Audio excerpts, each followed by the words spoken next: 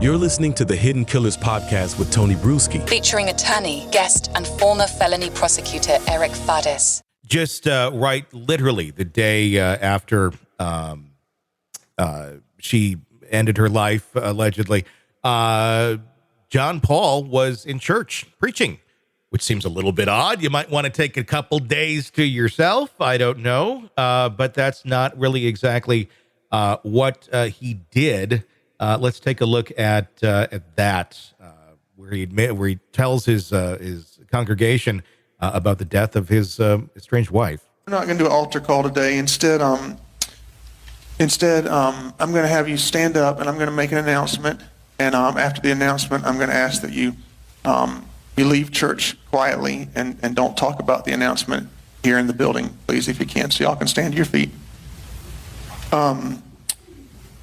Before I make the announcement, I also want to say that my request to you is that you will continue to come to church and serve and give for the next little bit, because I don't want to have. I'm taking a little bit of a break, and I don't want to have to worry about the church. My break may be a few days, a few weeks, I don't know.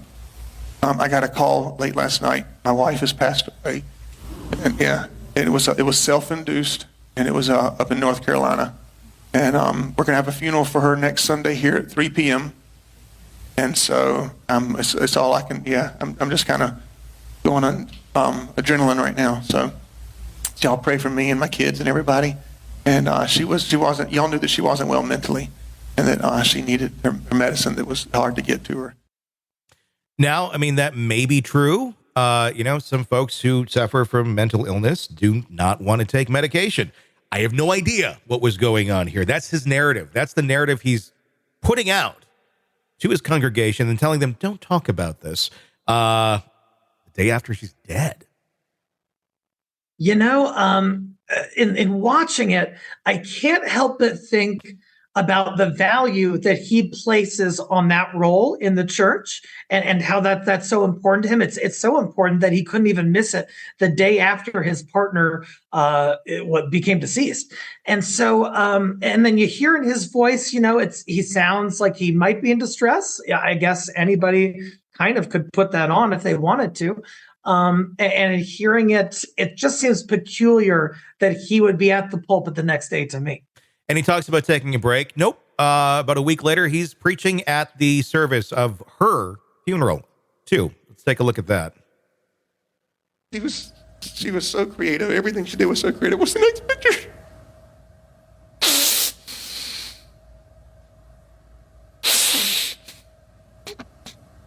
What's the next picture? She'd stop. We'd be on the way to like a show or something. She'd say, stop, I got to get a picture. I said, we're going to be late. She said, I don't care. What's the next picture? Next picture. So one of the things she did for me is I'm a comic guy, right? So this is things she did that was just out of the givingness of her. She dressed up like Mystique, the last one. So the next picture, she loved this picture. She thought that was the funniest picture in the world. The demeanor there. Again, not charged with anything. He's innocent as of right now. I don't know. It just doesn't play well. It doesn't read well, if you will.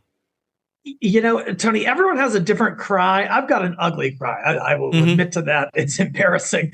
In hearing him, one thing I noticed is he's like sniffing in a lot as if he had all this mucus from crying, but you can't really hear any mucus in the inhalation. Maybe I'm parsing this out too much, but I don't see any tears.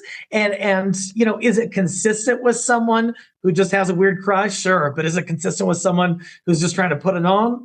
I think so. Yeah, I mean, and he's, the thing is, in reality, she had already moved on from him. She didn't want to be with him.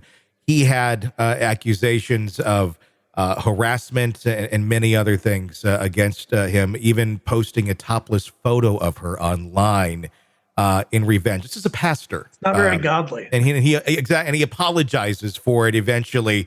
It was just up for an hour, is what he says in the apology letter. First denying it, then it came out that he did.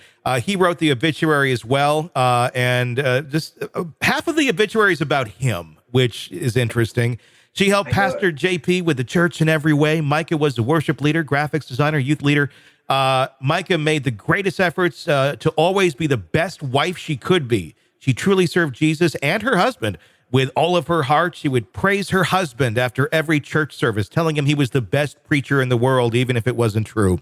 She also told him he was the funniest preacher in the world, even though that wasn't true either. Mica loved her family so much. I mean, he's really controlling the narrative on this, or attempting to control the narrative on this, that everything was kind of hunky-dory. And, people die. You don't want to say anything bad about them. But I don't know. It just seems like he's really kind of grasping on here, going, this is how I want people to see this. Yeah, sort of this. We got this revenge porn preacher who's really making it about himself here in this obituary. It's sort of. I'm no psychologist, but some people might say that that's consistent with narcissism. It's consistent with, him having this image of himself, and like you said, wanting everyone else to share that image, even in light of this horrible tragedy of his partner. He's still kind of the main focus in his mind, and that's just a bad look, man. It's a little weird. Here he is online trying to explain a lot of this away. My wife was diagnosed with bipolar 2 disorder, schizophrenia, dependent personality disorder, and several other diagnoses by different doctors at different times all throughout the past 7 years. The 2 diagnoses that stayed with her every single year was schizophrenia and bipolar 2. Bipolar 2 is where you're super high and you want to give away $1,000. The low is you want to end your life. And she went super high and super low many, many times over the years. And it was a struggle, almost a constant struggle, but we got through it. And the schizophrenia is where she would hear voices or talk to people that were not there. She'd play chess with people that were not there without a chessboard. She would sometimes forget who I was or forget that I was her husband. She'd forget who she was. Or forget that she was my wife. Sometimes she'd forget who her family is, things like that. And on March 11th, remember that date, because you super sleuths out there are going to need to know that date for the future. But on March 11th, something happened that kind of forever changed the course of our lives. And she went really deep into the schizophrenia and was delusional and accusing me of certain things, slashing tires or sending a naked picture or stalking her or things like that I didn't do. And I found an Apple AirTag in my truck that week, and I assumed it was hers because I would keep seeing her pop up where I was at.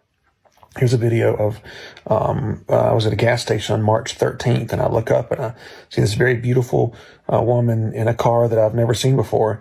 And I learned quickly, of course, it was my wife. And she was hiding out or spying or something, and began videotaping me. And so I videotaped her, videotaping me. It's sad that the mental illness is sad, but we managed to always find lightheartedness in life in spite of it, and we always got through it.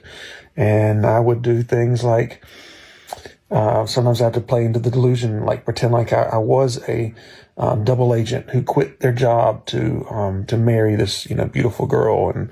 And I'd have to show her our marriage license. And one time I even wrote a resignation to an agency saying that I can no longer work for you because I fell in love and wanted to get married and things like that. It would help her take her medicine when she would come off of it. And I learned that about 2 years into the marriage. And we worked hard to keep her on her medicine. We worked very hard to keep her enjoying her life. She didn't have to cook a single meal. She didn't have to clean. She didn't have to work. She just had to take her medicine and enjoy her life. And we did our best with what we had. But assuming that's true, okay. But I don't know. I mean, this is his accusations of how things were going versus what the other side is saying. What do you make of that video?